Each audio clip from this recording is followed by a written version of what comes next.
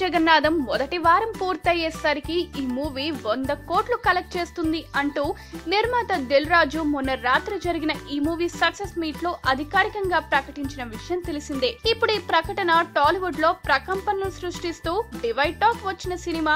ముఖ్యంగా ఓవర్సీస్ లో ఎదురీత ఈదుతున్న ఈ మూవీకి మొదటి వారం ముగిసేసరికి 100 కోట్లు ఎక్కడి నుంచి వస్తాయి అన్న చర్చలు టాలీవుడ్ లో మొదలైపోయాయి. ఇలాంటి పరిస్థితుల నేపథ్యంలో ఒక ప్రముఖ జాతీయ ఇంగ్లీష్ జాతీయ దినపత్రిక ఈ రోజు టాలీవుడ్ టాప్ హీరోల సినిమాల ఫేక్ కలెక్షన్స్ పై ఒక ఆసక్తికర కథనాన్ని ప్రచురించింది.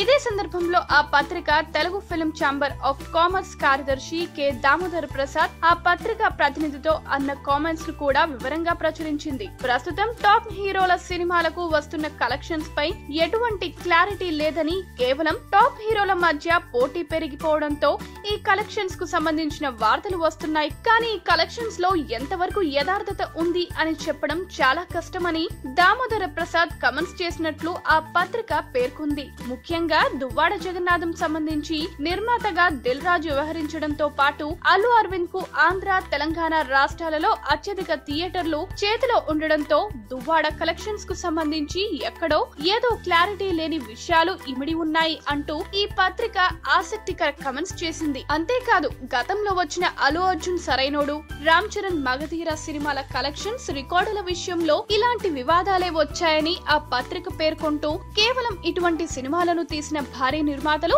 తమ కలెక్షన్స్ ఫిగర్స్ ను పెంచి చూపెడుతూ మరో టాప్ హీరో సినిమా డేట్స్ ను సంపాదించుకోవడానికి ఇలాంటి కలెక్షన్స్ హంగామా సృష్టిస్తున్నారు అంటూ వివరణాత్మకంగా ఆ పత్రిక వ్రాసిన కథనం ఇప్పుడు హాట్ టాపిక్ గా మారింది. ఇదిలా ఉండగా దిల్ రాజు దువ్వాడ కలెక్షన్స్ ను దుమ్ము దులుపుతోంది అని చెబుతుంటే, ఈ సినిమా బయ్యర్లు మాత్రం కనీసం నష్టాలు లేకుండా ఈ సినిమా నుండి బయటపడతామా అని మదన పడుతున్నట్లు టాక్. ఈ వీడియో గనుక మీకు నచ్చినట్టయితే లైక్ చేయండి, షేర్ చేయండి, సబ్స్క్రైబ్ చేసుకోండి.